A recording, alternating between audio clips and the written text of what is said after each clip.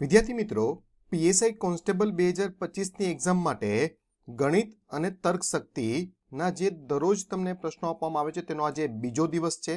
કાલે આપણે અમુક પૂછાયેલા ક્વેશ્ચનો કરી ગયા અને જે સંભવિત આવનારી એક્ઝામની અંદર જે પ્રશ્નો આવી શકે તેવા પ્રશ્નો પણ કાલે આપણે કરી ગયા.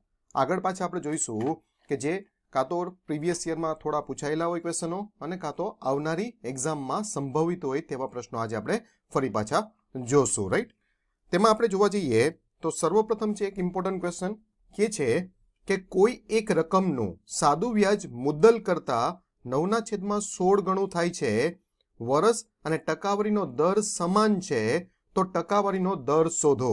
અહીંયા તમે વિડીયોને પૂઝ કરીને ખુદ જાતે પણ એકવાર સોલ્વ કરજો.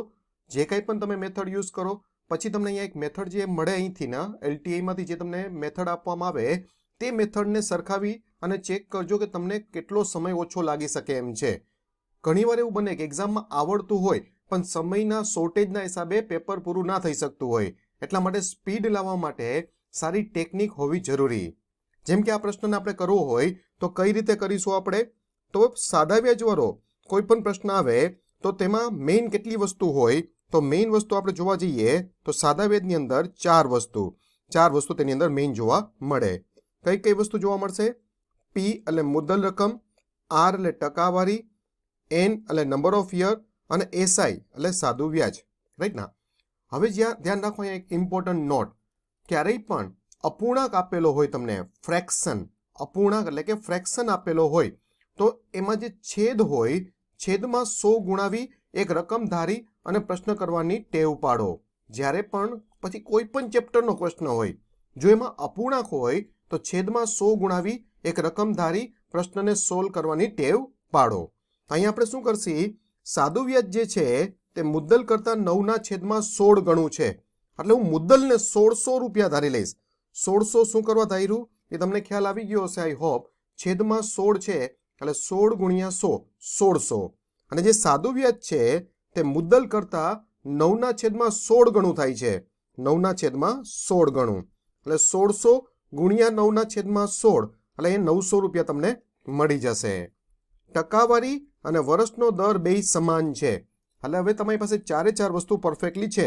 તો હવે ખાલી એની ફોર્મ્યુલામાં કિંમત જ મૂકવાની છે કે ભાઈ સાદું વ્યાજ બરાબર PRN એટલે કે મૂળ રકમ ટકાવારી ગુણ્યા વર્ષ છેદમાં 100. That's it. સાદું વ્યાજ આપણે ખબર છે 900, મુદ્દલ આપણે ખબર છે 1600, ટકાવારી અને વર્ષ બે સમાન છે એવું કીધું છે એટલે બંને x અને છેદમાં 100. 2 0 કેન્સલ, 16 સામે જશે તો છેદમાં આવી જશે બરાબર x નો વર્ગ. x ગુણ્યા x એટલે x નો વર્ગ. તો વર્ગ કાઢવા માટે હંમેશા શું કરવું પડે? સામેની બાજુમાં વર્ગમૂળ. રાઈટ ના? વર્ગ કાઢવા માટે સામેની બાજુમાં વર્ગમૂળ. આ બંને સંખ્યા એવી છે કે જે ચોક્કસ વર્ગમૂળ વાળી છે.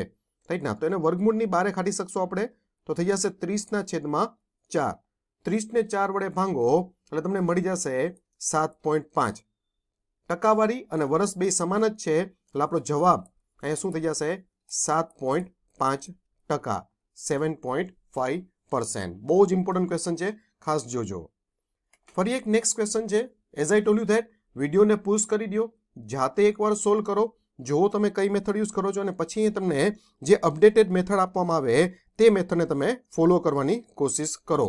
જો તમને એમ લાગે કે LTIમાંથી મળેલી મેથડ તમને ઓછા ટાઈમમાં સારો પ્રશ્ન સોલ્વ થઈ જાય છે તો તમે એ મેથડને અપડેટ કરતા જાઓ તમારી બુકની અંદર. જેમ કીધું આપણે એક ઘડિયાળ 880 રૂપિયામાં વેચતા 20%નું નુકસાન થાય છે. તો 880 છે તે 20% નુકસાનવાળી કિંમત છે અને કેટલામાં વેચે તો 10% નફો થાય. હંમેશા ધ્યાનમાં રાખો કે ખરીદ કિંમત એટલે 100% રકમ કહેવાય. ખરીદ કિંમતનો મતલબ છે 100% રકમ. તો પછી વેચાણ કિંમત એટલે? તો કે વેચાણ કિંમતને શું કહેવાય? તો વેચાણ કિંમત એટલે ખરીદ કિંમત પ્લસ નફાની ટકાવારી અથવા તો ખરીદ કિંમત માઇનસ નુકસાનની ટકાવારી. હંમેશા ધ્યાનમાં રાખો. આ જેમ આપણે કીધું છે 880માં વેચે છે એટલે 880 શું કહેવાશે? વેચાણ કિંમત. જે 20% નુકસાનવાળી છે તો એનો મતલબ એ થયો કે 80% રકમ થઈ, તે વસ્તુની 80% રકમ થઈ, કારણ કે 20% નુકસાન છે ને. નુકસાન એટલે ખરીદ કિંમતની ટકાવારી માઇનસ નુકસાનની ટકાવારી એટલે 80% રકમ થઈ ગઈ 880. આપણે 10% નફો જોઈ છે, એટલે કે 110% કેટલી થશે નફો, એટલે પ્લસ 110% કેટલી થશે તે. હવે ઘણા લોકો શું કરે, એની અંદર ચોકડી ગુણાકાર, ઓલમોસ્ટ લોકો આનો ચોકડી ગુણાકાર કરશે, લાઈક ધીસ વે, અને પછી એનો સાદુરૂપ આપી આન્સર શોધવા જશે.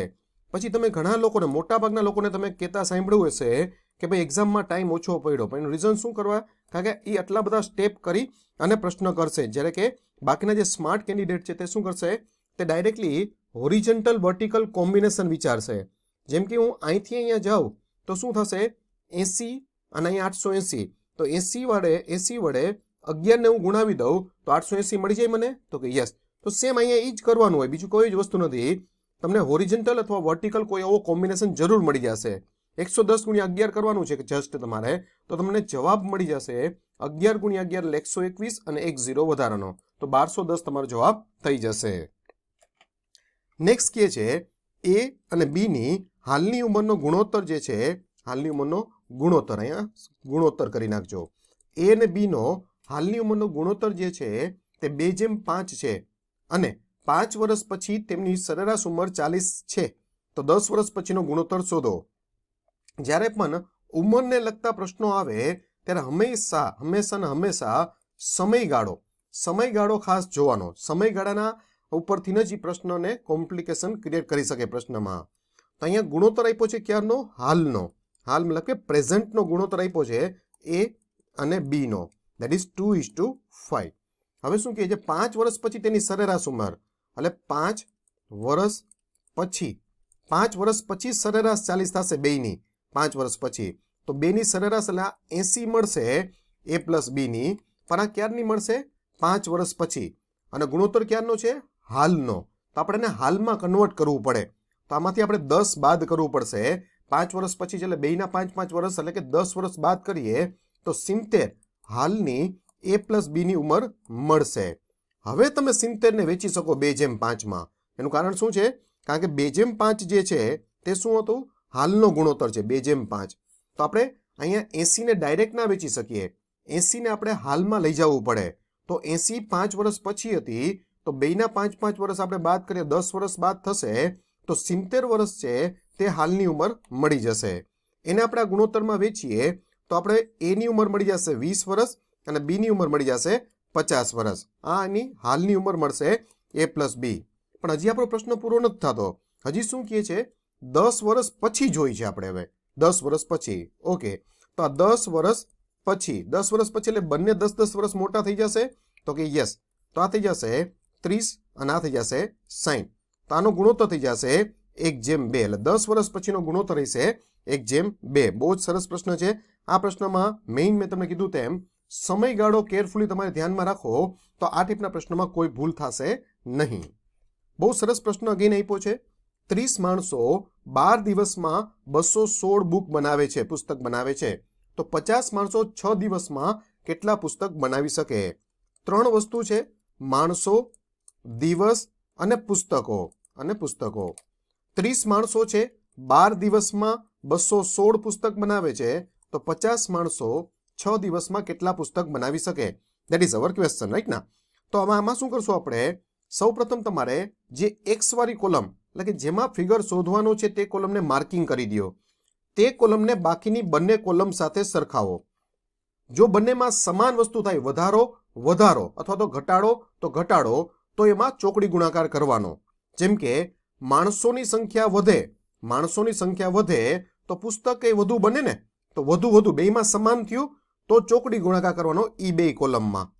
દિવસ, અને હવે આની સરખામણી થઈ ગઈ, તો હવે દિવસની સરખામણી કરો. દિવસ કેની સાથે સરખાવવાનો? હંમેશા જ્યાં એક્સ હોય તે કોલમ સાથે.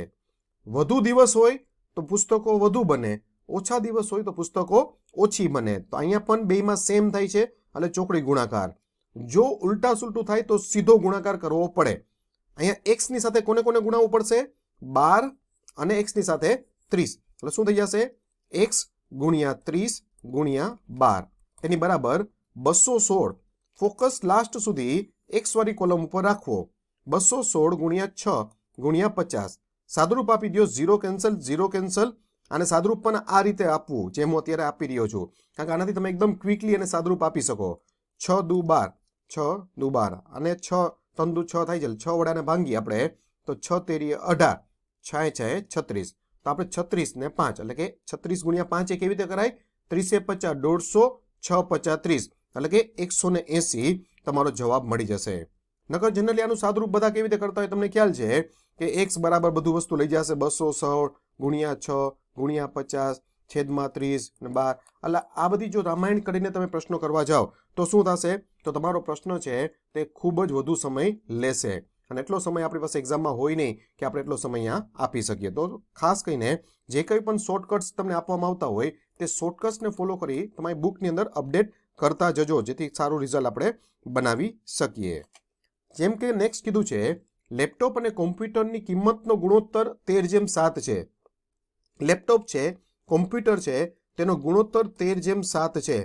તો આ ગુણોત્તરને એકચ્યુઅલ સંખ્યામાં ફેરવવું હોય તો મેં તમને કાલના સેશનમાં કીધું હતું કે એમાં x ગુણાવી દો. તો આ લેપટોપ અને કોમ્પ્યુટરની એકચ્યુઅલ કિંમત આપણે મળી ગઈ. હવે શું કહે છે? લેપટોપની કિંમત કોમ્પ્યુટર કરતાં 14,400 વધુ છે. તો હું અહીંયા એમ કહી શકું કે લેપટોપની કિંમત 6x વધુ છે. તો કે યસ, 6x વધુ લેપટોપની કિંમત, રાઈટ ના? તો હવે એનો મતલબ એ થયો કે આ જે 6x છે તેની કિંમત આપણે પ્રશ્નમાં આપી છે 14,400. તો x ની કિંમત મળી જશે આપણે 2400, રાઈટ ના? x ની કિંમત મળી ગઈ તમને 2400. હવે આપણે જોઈ છે શું? તો કે લેપટોપની કિંમત. તો લેપટોપની કિંમત બરાબર શું થશે? 13x. એટલે શું થઈ જશે અહીંયા? 13 ગુણ્યા 2400. 13 ગુણ્યા 2400. 20 એમને 13 ચોકું 52 વધી 5 13 દુ 26, 26 ને 5 31. ઓરલી કેલ્ક્યુલેશન કરવાની ટેવ પાડો. એના માટે તમારી પાસે 11 થી 20 ના પાડા છે તે એકદમ સ્ટ્રોંગ હોવા જોઈએ. બહુ જ ઇમ્પોર્ટન્ટ પ્રશ્ન આપ્યો છે કે છે એક કોઈ આર્ટિકલ છે એટલે કે કોઈ વસ્તુ છે જેની કિંમત 40% ઘટે છે, તો મૂળ કિંમત એટલે કે ઓરિજિનલ કિંમત જે હતી તે પુનઃસ્થાપિત કરવી છે. અગેન આપણે અહીંયા મૂળ કિંમત લાવી છે તો ઘટાડેલી કિંમતમાં કેટલો વધારો કરીએ તો પાછી ઓરિજિનલ કિંમત મળી જાય. તો આ ટાઈપના પ્રશ્નોની અંદર હંમેશા, કાલે મેં આવો એક પ્રશ્ન કરાવ્યો હતો, મેં કીધું હતું તમને કે ક્યારેય પણ ટકાવારી આપે, જો તમને ટકાવારી આપેલી હોય તો 100 ધારીને તે પ્રશ્ન કરો હંમેશા. તો ધારી લ્યો કે 100 રૂપિયા કોઈ વસ્તુની કિંમત છે, રાઈટ ના? 40% તેમાં ઘટાડો થાય છે, 40% ઘટાડો, તો ઇટ વિલ બી 60 ના? નવી કિંમત શું થઈ જશે? 60. જૂની કિંમત એની મૂળ કિંમત શું હતી? તો કે 100. હવે નવી કિંમત થઈ ગઈ 60. એને પાછી મૂળ કિંમત જેટલી બનાવી છે એટલે પાછા 100 રૂપિયા બનાવવા છે. તો હું એમ કહી શકું ને કે હવે 60 કેટલાનો વધારો કરવો પડશે આપણે? 60 આપણે 40 નો વધારો કરીએ તો 100 રૂપિયા મળે ને? તો 60 મારે 40 નો વધારો કરવો છે, વધારો. તો 100 કેટલા ટકાવારી જોઈ છે એટલા માટે. તો 100 કેટલા? ઘણા લોકો શું કરી આવે કે 40% ઘટાડો થયો છે તો કે 40% વધારી દો. તો વિચારો તમે 60 પ્લસ 40% હું કરું તો 60 ના 40% તો 24 રૂપિયા થાય. ત્યાં 24 તો આ તો 84 થયું. તો એ શું થઈ જશે? રોંગ. એ પાછું ઓપ્શનમાં આન્સર આપ્યો હશે, બટ ધેટ ઇઝ રોંગ. આપણે 60 રૂપિયાએ 40 નો વધારો કરવો છે, ટકાવારી માટે 100 કેટલા? 100 કેટલા? હવે અહીંયા પણ વળી પાછું ઘણા લોકો 100 ગુણ્યા 40 ના છેદમાં 60 કરીને સાદુરૂપ આપશે, પણ અગેન ટાઈમ ઘણો વહી જશે. હોરિઝોન્ટલ વર્ટિકલ, જે હમણાં થોડી વાર પહેલા મેં તમને કીધું, હોરિઝોન્ટલ વર્ટિકલ વિચારો કે અહીંયા 60 માંથી 40 મારે બનાવવા હોય તો હું શું કરું? તો 60 ને 3 વડે ભાંગી નાખું તો 20 મળે અને 2 વડે ગુણાવું તો 40 મળી જાય. એટલે 60 ગુણ્યા 2/3 કરું તો મને 40 મળી જાય ને? તો કે યસ. તો સેમ 100 ગુણ્યા પણ મારે શું કરવું પડે? 2/3. 100 ને 3 વડે ભાગો, લાખી જગતને ખબર હોય કે 33.33 થાય, એને ગુણ્યા 2 એટલે તમારો જવાબ મળી જશે 66.67%. આનું જે સાદુરૂપ છે ને, એટલું સાદુરૂપ આપવામાં ઘણા લોકો એક આખા ક્વેશ્ચન જેટલો સમય બગાડી નાખતા હોય. પણ તમે જો આને પ્રોપરલી આ રીતે સાદુરૂપ આપો તો તમે બીજા કરતાં એક પ્રશ્ન વધુ કરી શકશો અને તો આ રીતે મેરિટમાં આપણે આવી શકીએ. Thank you. સો આજ માટે આટલી વસ્તુ આપણે રાખીશું.